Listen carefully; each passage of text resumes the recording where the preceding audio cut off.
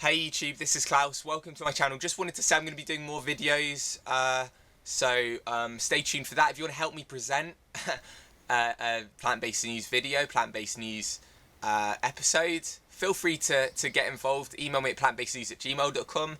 Likewise, if you want me to cover a story, please email that address as well. It really helps me so I know which stories to cover.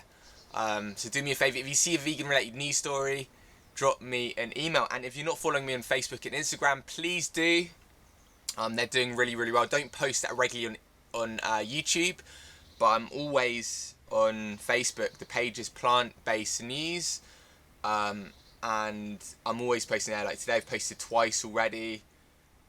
Exhibition by vegan artists coming soon. Yeah, there's a cool, I just want to plug this actually as well, there's a cool exhibition by vegan artists which is coming up. It's probably the most spectacular exhibition I've seen. So I'm going to link that down below actually. I wanted to say that. But now, over to the episode. Over to Ed. Earthling Ed. Shout out to him for doing this video, for helping me with this. His channel will be linked down below as well. Over to you, mate. Hello, I'm Earthling Ed, reporter for Plant-Based News, and on today's episode we have a variety of stories, from the disturbing idea to rid factory farm chickens of their ability to feel, in essence lobotomising them, to the more uplifting news that the UK's last independent sausage producer have released a whole range of meat-free products. But first we begin in Australia, where K pies have been awarded the Best Australian Pie Award. But not only was this pie meat-free, but in fact it was entirely vegan.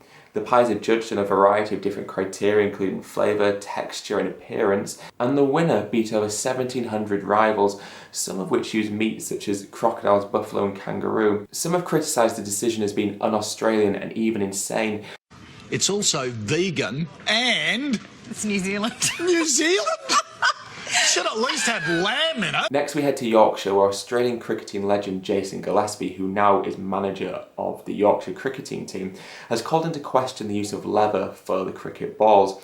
He said that it's cruel to use animals. Gillespie, who went vegan 3 years ago because his father died from a heart attack, told the Yorkshire Post that we treat animals like shit, we really do. He then went on to anger dairy and beef farmers by saying the words, "These slaughterhouses, dairies, piggeries and zoos, it is cruel and it's speciesism at its very worst, and I don't want to be a part of it. Hopefully one day the dairy industry can be shut down. I think it's disgusting and wrong on so many levels. Slaughterhouses too.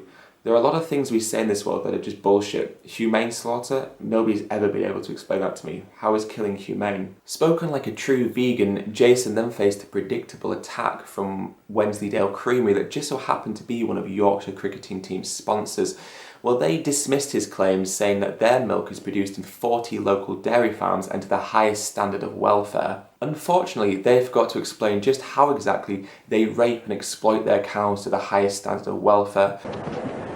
And that's a great delivery from Jason Gillespie, and what a start for him, his international career for Australia. One can only presume that the farmers who do these things to the cows love them like they are family. Now, Minette Batters, who is the deputy president of the National Farmers Union, called Gillespie's comments outrageous.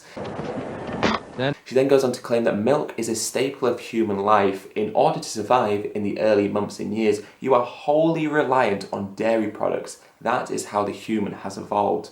So just please take a moment and let that sink in. Miss Batters quite clearly demonstrates here how deeply deceitful the lies of the dairy industry actually is. But with the demise of dairy in the UK, I would suggest that Minette perhaps put her resume on Gumtree sooner rather than later, as she might find herself needing a new job. In other news, Bailey's has released a whole new range of vegan drinks. The popular Cure company are using a mix of sweet almond oil and almond essence in their new product, which they have called Almande.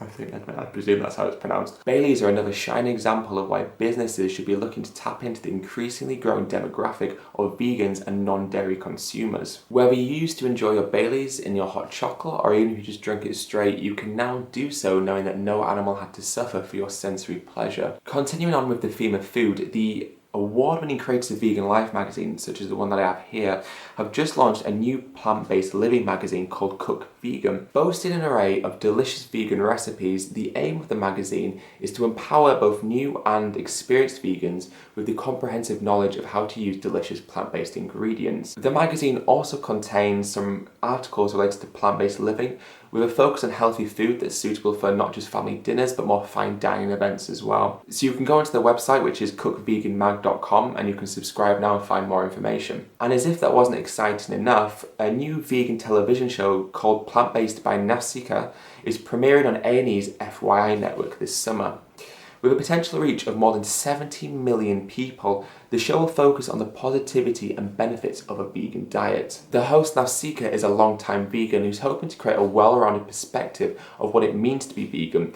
She's going to show how leaving animal products is not just a positive thing for your personal health, but also for the sustainability of the planet.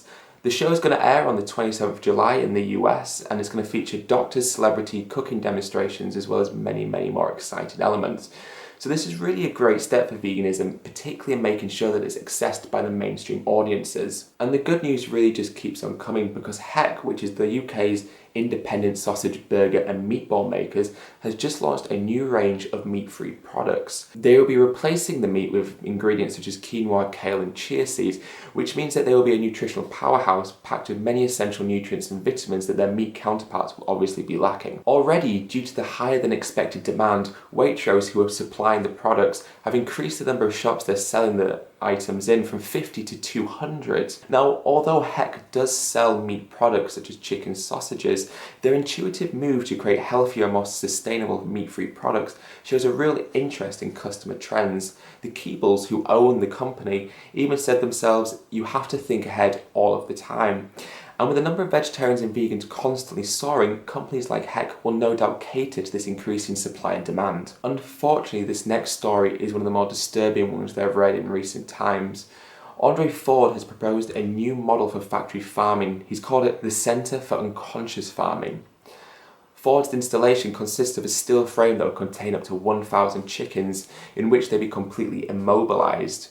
Ford's idea involves actually cutting the feet off the chickens and using an intricate system of tubes to provide them with food, water and oxygen. But fear not for the well-being of the birds, because Ford's very ingenious idea actually involves removing the cerebral cortex of the animal's brain, meaning the chickens would lose their ability to feel. In essence, they would be existing in a state of a coma. They would, however, continue to grow. Now, Ford defended his rather radical idea by saying, "In the past 6 years, we have witnessed an unprecedented increase in the demand for meat. Higher welfare systems are available, but this project looks at addressing the inherent problems with the dominant system that produces the majority of our meat. The system that will increasingly be relied upon. We do not and cannot provide adequate welfare for these agricultural products, and therefore welfare should be removed entirely. Indeed, we should remove the necessity for welfare entirely by simply removing the need for animal products in our daily life. It's unnecessary, and this concept is just a further reinforcement of how cruel and barbaric our attitudes towards animals really are." His comments are also highly disingenuous, and by referring to sentient beings as nothing more than agricultural products, it becomes painfully apparent that Audrey Ford is a man blinded by his ego-driven sense of superiority. How little must we think of animals propose an idea so radical that we take away their ability to feel? Left in a paralysed state and yet still alive, these birds exist for nothing other than our own selfish purposes. Ford believes that his system would remove all suffering, but it's precisely this sort of backwards, paradoxical logic that drives the meat and dairy industries. In reality, it could be very much argued that these industries have lobotomized us already, removing our ability to feel empathy and love towards the animals that we consume, and in essence, all is left for them to do is lobotomize the actual animals that we do kill. But thankfully, we end on a much brighter note, because there's been a new documentary released called Unlocking the Cage, which follows animal rights lawyer Stephen Wise in his challenge to break down the legal wall that separates animals from humans.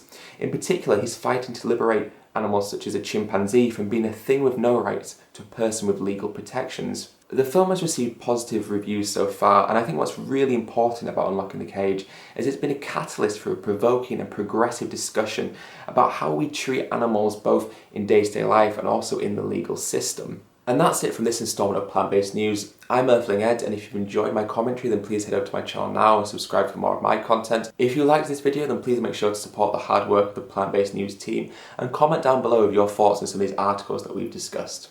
Namaste.